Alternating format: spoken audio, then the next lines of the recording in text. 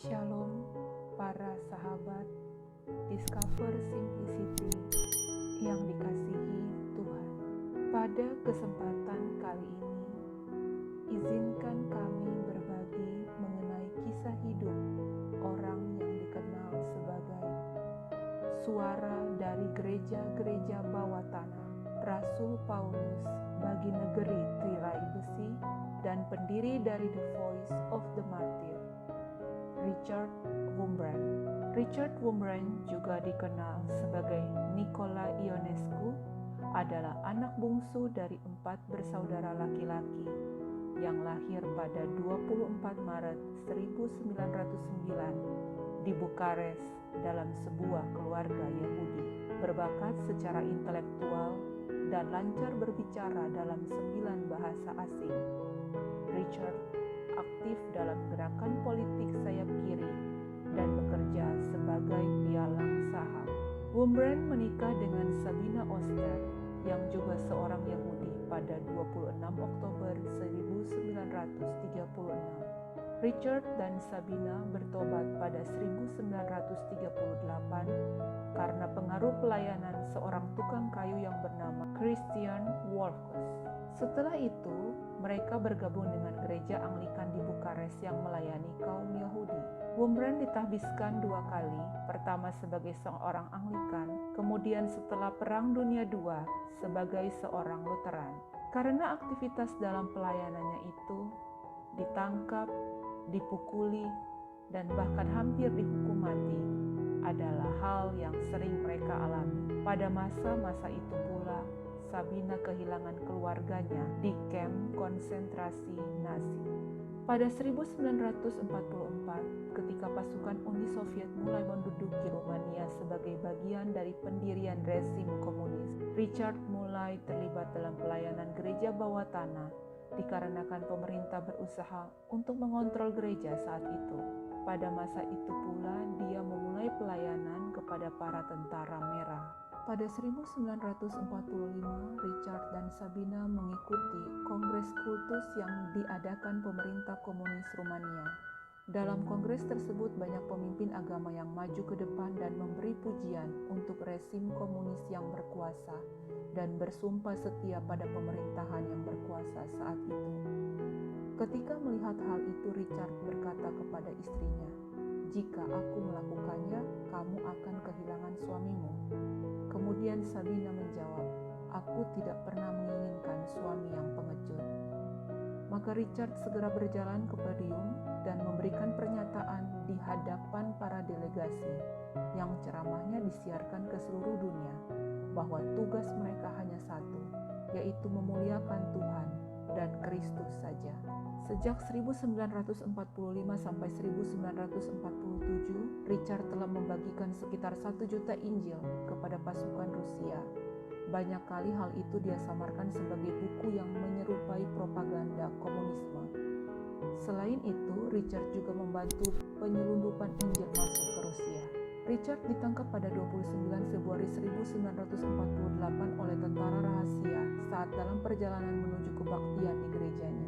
Richard kemudian dimasukkan dalam sel isolasi dan diberi label tahanan nomor 1. Sabina, istrinya, juga akhirnya ditangkap pada 1950 dan dipenjara, kemudian menjalani kerja paksa untuk menyelesaikan pembangunan proyek kanal Danube selama 3 tahun.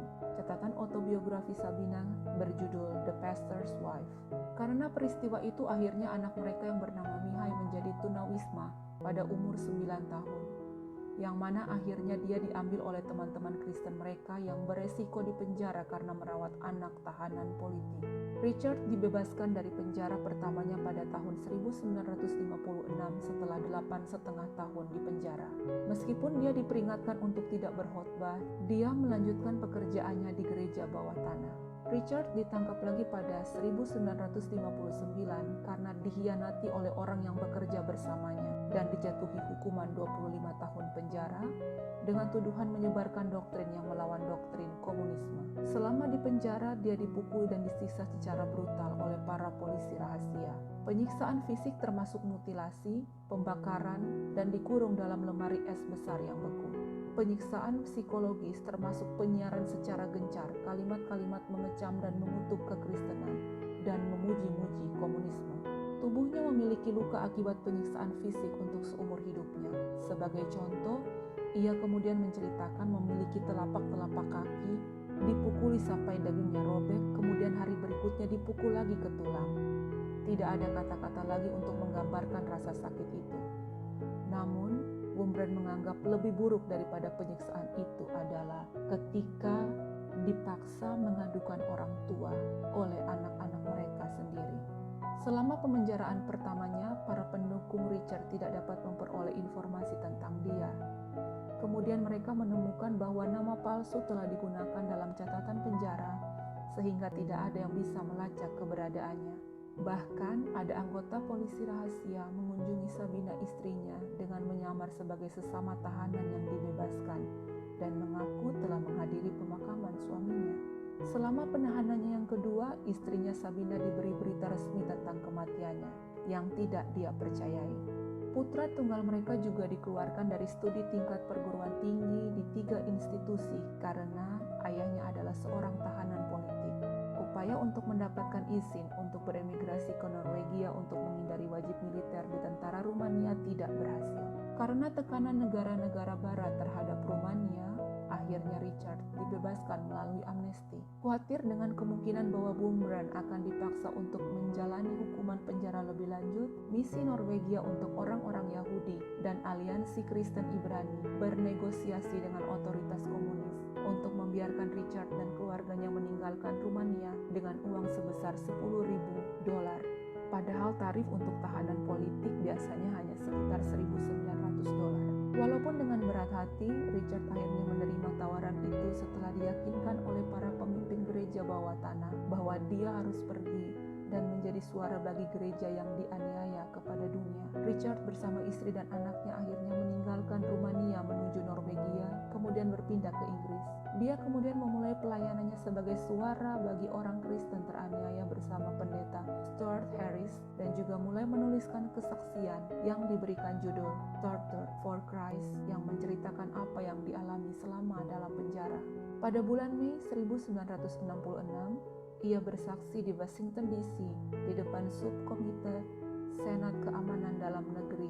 Saat itu ia melepaskan kemejanya di depan kamera TV untuk menunjukkan 18 bekas luka penyiksaan yang brutal yang dialaminya selama dalam penjara, yang akhirnya membawanya ke perhatian publik. Pada bulan April 1967, Wurmbrand dan keluarganya secara resmi memulai sebuah pelayanan yang awalnya bernama Jesus to the Communist World, kemudian berganti nama menjadi The Voice of the Martyr, sebuah organisasi interdenominasi yang pada awalnya melayani orang-orang Kristen yang dianiaya di negara-negara komunis, tetapi kemudian memperluas kegiatannya sampai sekarang di lebih dari 60 negara-negara, di mana umat Kristen mengalami banyak penganiayaan.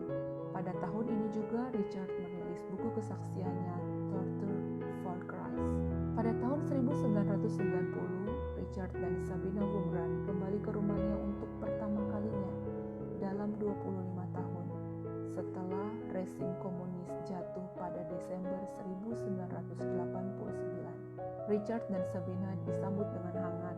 Richard melakukan pelayanan khotbah dengan para pelayan lokal dari hampir semua denominasi. The Voice of the Martyr membuka fasilitas percetakan dan toko buku di Bukares. Bahkan wali kota baru Bukares juga menawarkan ruang penyimpanan berbagai buku Kristen di bawah istana mantan diktator Nicolae Ceausescu, tempat di mana juga Richard dipenjara selama bertahun-tahun. Richard telah menulis 18 buku dalam bahasa Inggris dan bahasa Rumania, dan bukunya yang paling terkenal adalah Torture for Christ. Richard tinggal di Palos Verdes, California, dan meninggal pada usia 91 tahun pada 17 Februari 2001 di sebuah rumah sakit di Torrance, California.